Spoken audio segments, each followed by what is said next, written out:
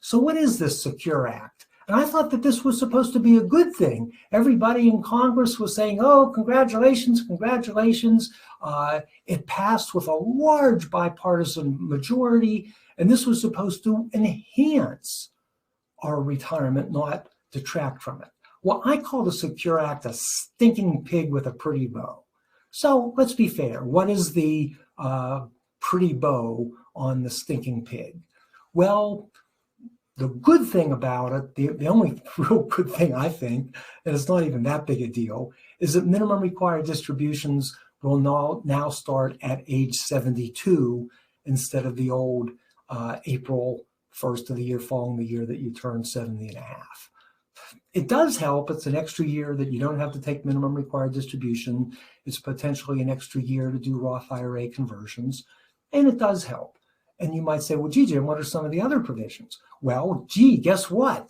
One of the provisions of the Secure Act is that retirement plan administrators can now offer annuities to employees. That's a great thing, right? No, I am not a fan of these types of high fee annuities. It is sometimes said that annuities are sold, not bought. And I'm not talking about an immediate annuity. I'm talking about the commercial annuities where there is typically a large fee or commission. The insurance companies love these types of products. I never have. I call it going to the dark side. Now, to be fair, there's a lot of advisors who genuinely believe they are the right thing for their clients. I am not in that class. But typically, these things were sold to retirees after the retiree retired from service, and they would take some of their IRA money and they would purchase these annuities. And I didn't think it was a good thing then, but what's I believe is potentially even much worse is now the retirement plan administrators, again, with an enormous self-interest in selling these annuities to the employees, are going to have access to these employees. So I would say that this is a bad thing, not a good thing, but it is trumped as something that is supposed to be so wonderful for the consumer, where to me, it gives you just a bad option. I'm not going to say that they're never appropriate for anybody, but I'll just say, subject to exception, I'm really not a fee of these types of high fee annuities. All right, now let's move on and say, well, what is our tax environment today? Well, we have a couple issues. We have a new president. We have a democratically controlled Congress. And even though President Biden has said that he does not intend to raise income taxes on people making $400,000 or less, first, it might happen. Well, I think it will happen anyway for people making less than $400,000 for reasons that we will get into. And second, there are different ways of raising taxes without raising the income tax rates. So let me give you an example. The Secure Act. This is a massive tax increase. The difference between your kids having $2 million and your kids having nothing is a tax increase, even though we didn't increase income tax rates specifically. We have suffered a severe limitation on our itemized deductions. We used to be able to deduct all the taxes that we paid for our house, for our second house, for our local taxes, for our state income taxes. And now all of that is limited to, I believe, $10,000. So even though, again, not an example of a tax rate increase, but it is a form of tax increases, and particularly if you have high real estate or state or local income taxes, like maybe you live in New York City or San Francisco, etc. The other thing that I think is a major tax benefit that I think is going to go away is the step up in basis rules. I don't think it's a question of if, I think it is a question of when. The other thing that I think that we can expect is a decrease in the estate tax exclusion. We'll talk a little bit about Bernie Sanders for the 99.5% Act, but even if that doesn't pass, we'll also talk about tax cut job of 2017 2018 and the sunset provisions, all of which lead to much higher both income taxes and estate taxes. Reductions in the capital gains benefits, most likely for high income taxpayers, but potentially for everybody. So what are these sunset provisions? You know, I mentioned that the Tax Cut and Jobs Act of 2017.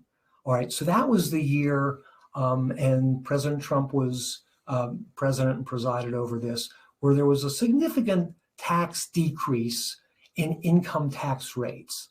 But in order to get this thing passed, it had to reach certain budgetary restraints. So they said, okay, in order to pay for this, or at least partially pay for this, we're going to make this tax cut temporary. And the old rates are going to come back in 2026.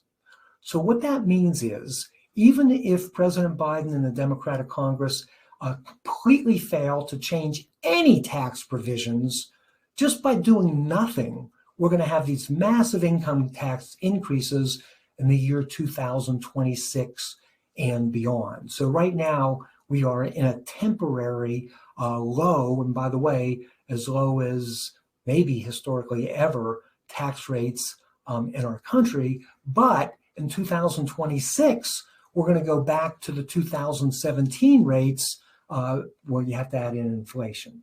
You might be saying, oh, gee, is it really that big a deal? Yeah, it is. So let's take a look comparing the current rates, that is 2021, for a married taxpayer filing a joint tax return, and the same tax rates for those same taxpayers, but in the year 2017. So if you look to the chart and you see a number on your right-hand screen where it says 172,751 to 329,850, and you'll see that that portion of your income is taxed at 24%. Okay, so let's keep it simple. Up to 330, and forgetting the lower tax brackets for a moment, but up to $333,000, you are at 24%. Now, where would you be in 2017?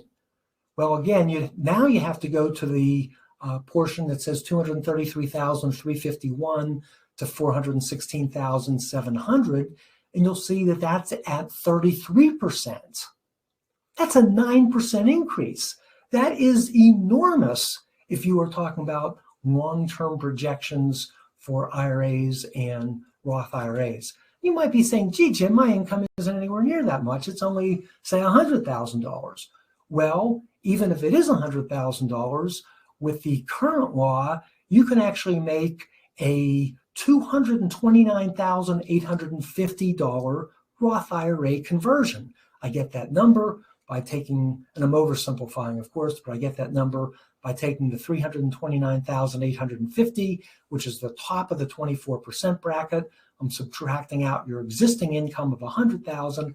I'm getting the difference, which is $229,850. Again, I'm oversimplifying, and I'm not allowing for the changes in itemized deductions and some of the limitations, etc. But anyway, my point, and I'm also not getting into Medicare Part B and some other stuff. But anyway, the point is that you could still do these Roth conversions and still be in the 24% bracket, where let's assume that you do that later on after 2026, that same income bracket will be 33%.